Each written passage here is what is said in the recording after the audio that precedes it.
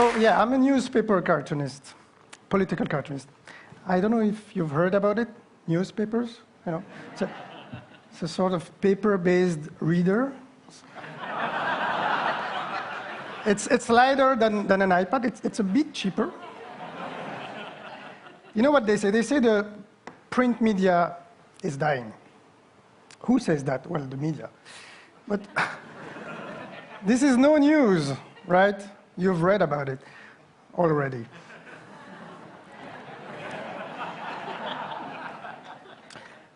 Ladies and gentlemen, the world has gotten smaller. I know it's a cliché, but look. Look how small, how tiny it has gotten.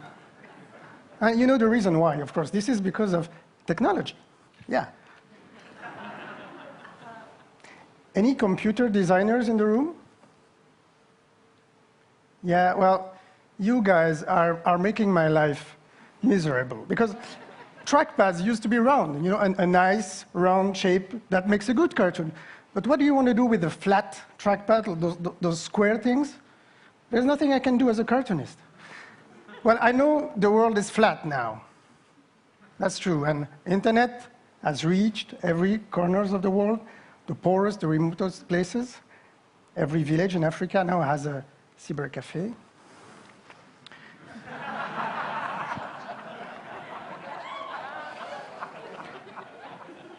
Don't go asking for a frappuccino there.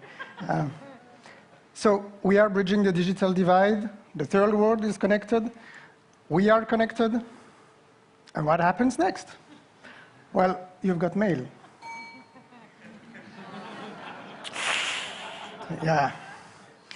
Well, the internet has empowered us. It has empowered you. It has empowered me. Well, it has empowered some other guys as well.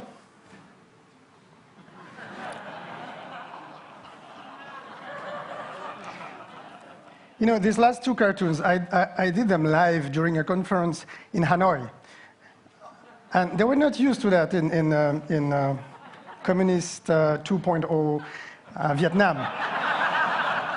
So I was cartooning live on a wide screen. It was quite a sensation. And then this guy came to me. He was taking pictures of me and of my sketches, and I thought, this is great, a Vietnamese fan. And as he came the second day, I thought, wow, that's really a cartoon lover.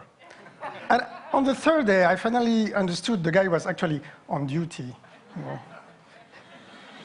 So by now, there must be 100 pictures of me smiling with my sketches in the files of the Vietnamese police. No, but it's true. The internet has changed the world. It has rocked the music industry. It has changed the way we consume music. For those of you old enough to remember, we used to have to go to the store to steal it. And, well, it has changed the way your future employer will look at your application. So be careful with that Facebook account. Your mama told you, be careful. And technology has set us free. Well, this is free Wi-Fi.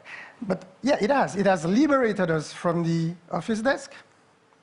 Right? This is your life. Enjoy it. Yeah, in short, technology, the internet, they have changed our lifestyle. Tech guru, like this man that a German magazine called the philosopher of the 21st century, they are shaping the way we do things, they are shaping the way we consume, they are shaping our very desires.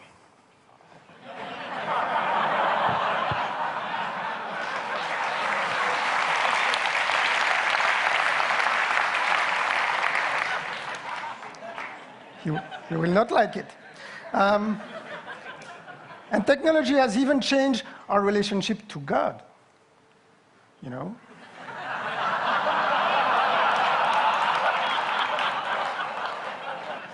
Now, I shouldn't get into this. You know, religion and political cartoons, as you may have heard, make a difficult couple ever since that day of 2005 when a bunch of cartoonists in Denmark drew cartoons that had repercussions all over the world, demonstrations, fatwa, they provoked violence, people died in the violence. This was so sickening. People died because of cartoons. And I mean, I had the feeling at the time that cartoons had been used by both sides, actually. They were used first by a Danish newspaper which wanted to make a point on Islam. You know, a Danish cartoonist told me he was one of the 24 who received the assignment to draw the Prophet. 12 of them refused. Did you know that? He told me, nobody has to tell me what I should draw. This is not how it works. And then, of course, they were used by extremists and politicians on the other side. They wanted to stir up controversy. Well, you know the story. We know that cartoons can be used as weapons. History tells us they've been used by the Nazis to attack the Jews. And here we are now. In the United Nations, half of the world is pushing to penalize the offense to religion. They call it the defamation of religion, while the other half of the world is fighting back in defense of freedom of speech. So the clash of civilizations is here, and cartoons are at the middle of it. This really, this got me thinking. And you see me thinking at my kitchen table. And since you're in my kitchen, please meet my wife.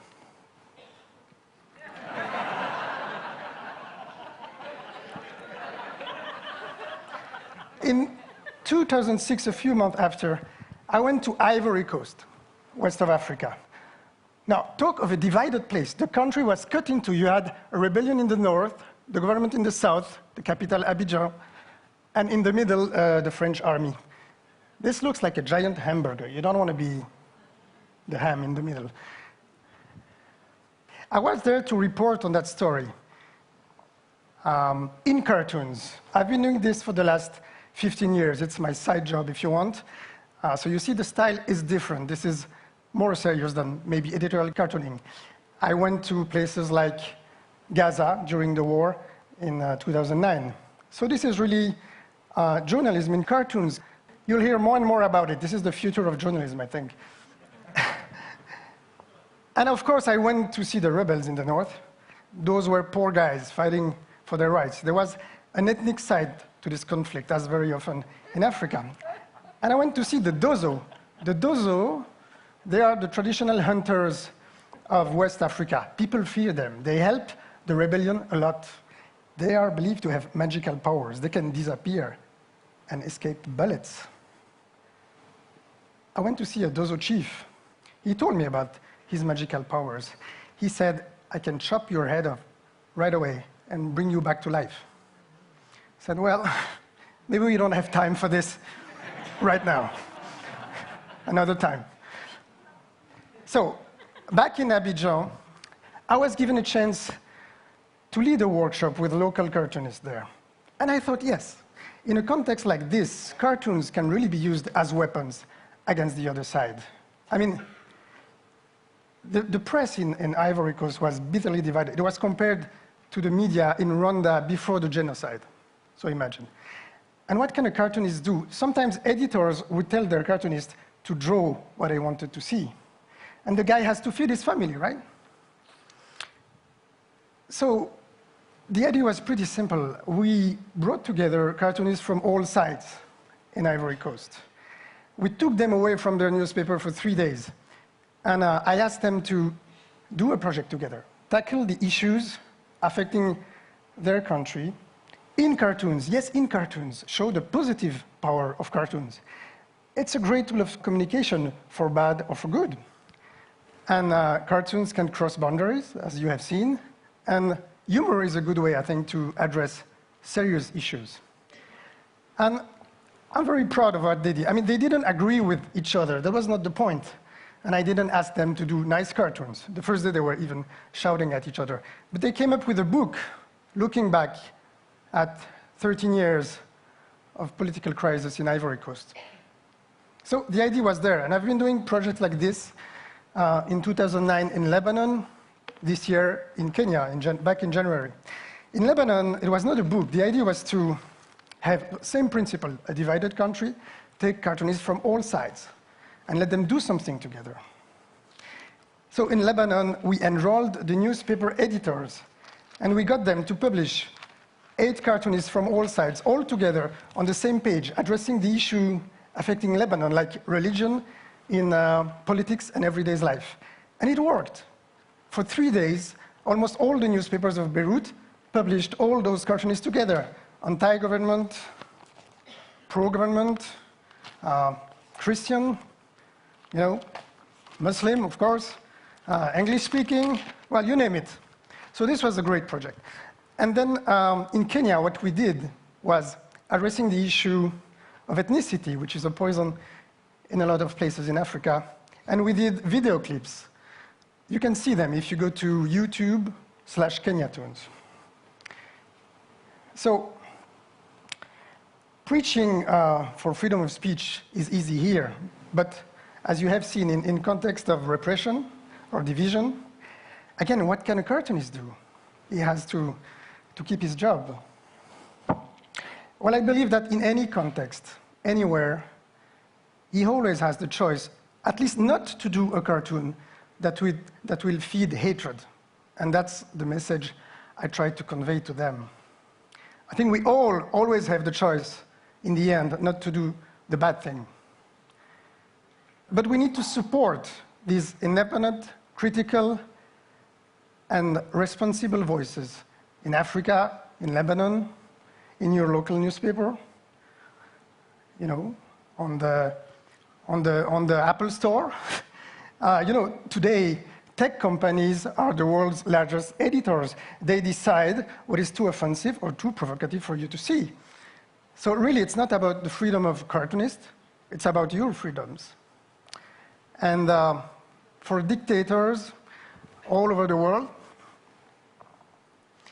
the good news is when cartoonists, journalists, and activists shut up. Thank you.